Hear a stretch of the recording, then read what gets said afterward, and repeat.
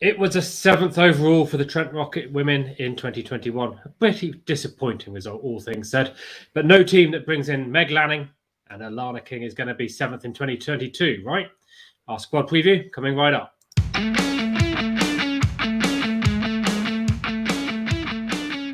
Welcome to the 100 Club. My name is Tom, and I'm joined again by Rich for another of our squad previews for the women's competition, which is underway in just 24 hours now. Rich, we're going to do the Trent Rockets women today, but if you're new here, welcome first. If you like what we do, then give us a like down below, that'd be appreciated. And hit the subscribe button, and you'll find all of our stuff as it comes out on a relatively regular basis, I would say, depending on how we're getting on. Now, Rich, tell me about the Trent Rockets women. What do you think?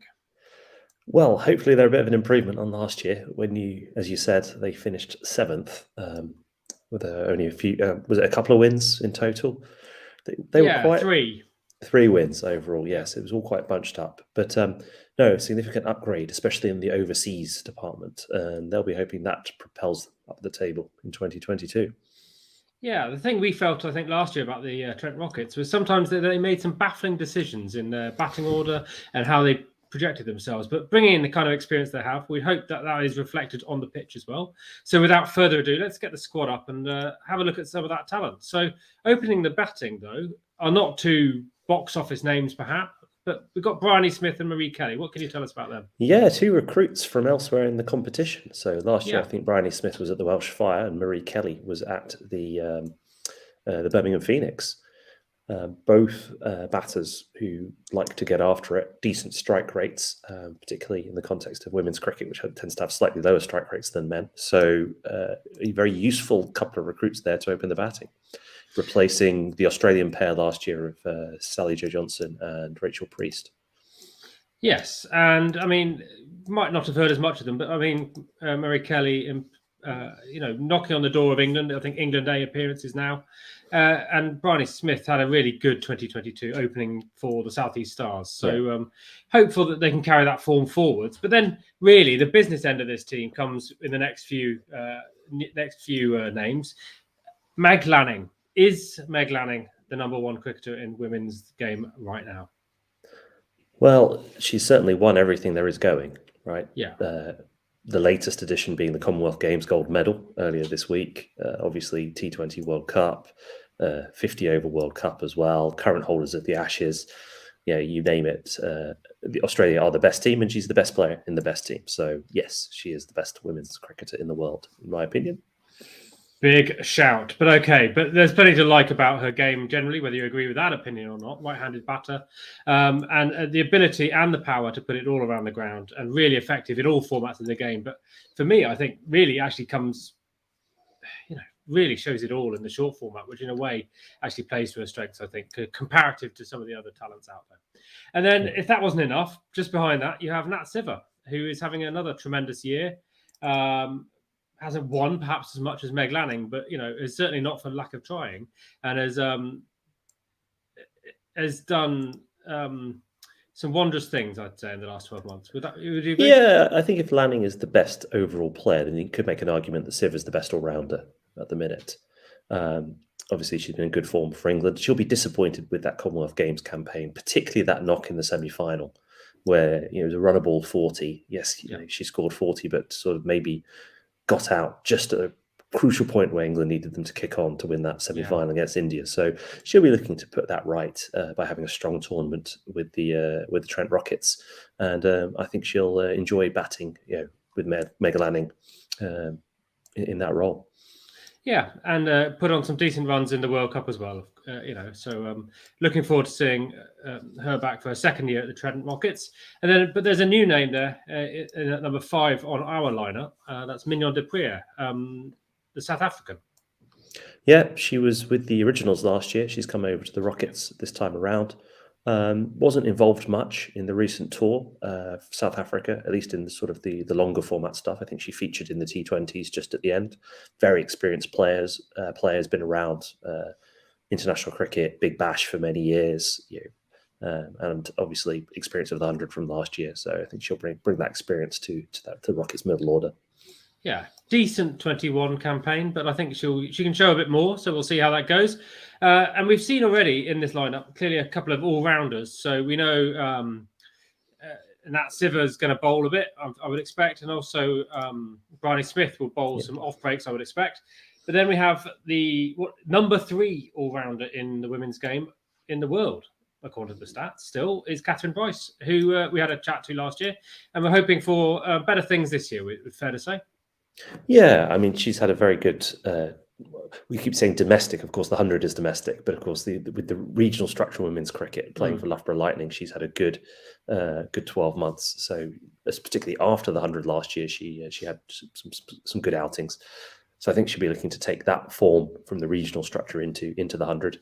And as you say, she's an all-rounder, so she's got the sort of medium pace bowling to back up on as well. And I think that she'll do well in that number 6 spot, as you've got her sketched in there for the Rockets. Well, I've sketched her in there, but last year she was batting down at sort of 8-ish, and we felt that was a bit low. Indeed. Put her up a bit, give her a bit of a chance to actually get a few balls under the belt, because last year, coming in with sort of 1s, 2s, 3, 4 balls left of the innings, had no chance to make any impact. Yeah, she was batting too low last year. And hopefully they recognise that this time round. Well, it was often to make space for the next name on the list to bat a bit higher in a pinch-hitting role, which is Katherine Brunt. Now, for me, that's fine maybe in a situation, but for me, that's not her strength. Of course, Katherine Brunt, one of the premier fast bowlers in the game. Indeed. Obviously has retired now from Test cricket. Women don't play an awful lot of Test cricket, but she took the decision to step back, but she is still playing international short format. Yep. She was in the side that, as we said, lost that semi-final and then the bronze medal match in the Commonwealth Games, and I think has been reprimanded for her on-field conduct there. So, I mean, she's obviously a player who wears her heart on the sleeve when she's out on the field. Primarily because she can, hit a long ball. She sometimes put up the order a bit. But I'd agree with you. I think Katherine Bryce has to bat ahead of her in this lineup. Okay, and then but she will be probably opening the bowling and bowling the power play, and then probably bowling at the death as well. Oh yeah, and absolutely a huge asset for the side in what is I would describe it as maybe a bit of a mixed bowling lineup. Now, the next 2 names are perhaps the stronger, better known ones, particularly the third overseas player we've got there, Alana King, who's having again in good form for Australia. Yeah, Alana King's a really exciting signing. So she's a leg spinner, bowls with a beautiful loop, very kind of easy on the eye action, gets quite a lot of turn, was decent googly as well. If there's a bit of scoreboard pressure, she could be very difficult to get away. The kind of bowler who, if you only need sort of 5 or 6 and over, could be easier to knock around. But if you actually need to get after her, very difficult to hit for multiple boundaries. So I think she could have a decent tournament if the batters can give her enough to work with. And of course, Sarah Glenn goes from strength to strength in short format for England. Yeah. And she'll be enjoying bowling in tandem again with Alana King. Well, that's it. You could either call them a bit samey or you could call them complementary because, again, leg breaks from Sarah Glenn just gets a load of wickets, really. So, maybe if Alana King and Sarah Glenn choke the runs and they can pick up all of the wickets and do all the hard work for that bang lineup, maybe. What else do you make of the other names on the list there? Well, it's a tricky one who you bring in at 10-11. I see you've gone for Sophie Munro, who's with the Spirit last year, and Alexa Stonehouse.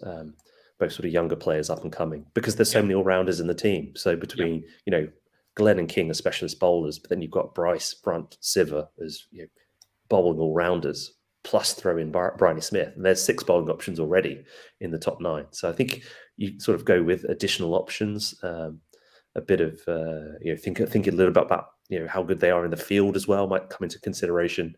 But otherwise, I think the kind of younger players looking for experience who are going to fight for those sort of 10, 11 spots as you've got it sketched out there. Yeah, I mean, they could have Abby Freeborn in there as a specialist keeper, essentially.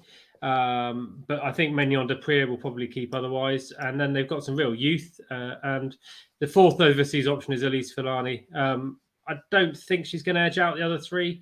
Plenty of experience, though, Australian. But for me, a little patchy, maybe not going to Yeah, come she was through. she hasn't played a lot of international cricket in the last few years. I think those days are behind her. But she was playing in the invitational tournament in Dubai earlier in the summer and had some success there.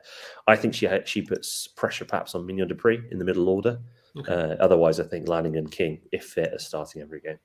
Yeah, well, I think they're. Well, I'll give my opinion on them first. I always ask you yours and how they're going to go. I think they'll probably do a bit better than 7th this year. I'll say that. And I think, they could challenge for an eliminator spot, but I'd be a little surprised if we saw them on finals day. What do you reckon to that, Rich? Yeah, I think that's a fair summary. I think they've definitely upgraded in terms of their overseas, but then many of the other teams are as well. Are they a fast bowling option light? Would be my issue there. Quite a lot of the other team is sort of as good as Katherine Brunt is. She's not as sort of quick as she used to be, and I don't really see a lot of pace in that bowling attack otherwise. So, kind of a lot of wily spin, useful medium pace, but really lacking that fast bowling option. So I think that could hold them back a little bit. Yeah, dare I say it could be the kind of games that that they get involved in are low-scoring affairs. Where they have to either sort of hold it down or chase something fairly reasonable. That would be the kind of game that suits them. If someone gets after them. In other words, the worst kind of game to play at Trent Bridge. Quite. So if someone gets after them, it could be trouble. Yeah, the best wicket and fastest scoring ground in the competition. Yeah, you're right, Tom. Built for their ground. Maybe, as always, they'll prove us wrong. Maybe we're talking complete nonsense as always. If you think that, then please let us know down below in the comments. Talk to us and let us know how you would pick the Trent Rockets and whether we've got the predictions for their prospects all wrong. Rich, thank you for joining us again. We've got a couple more of these to do and looking forward to some cricket, yeah? Absolutely. Can't wait. Catch you then.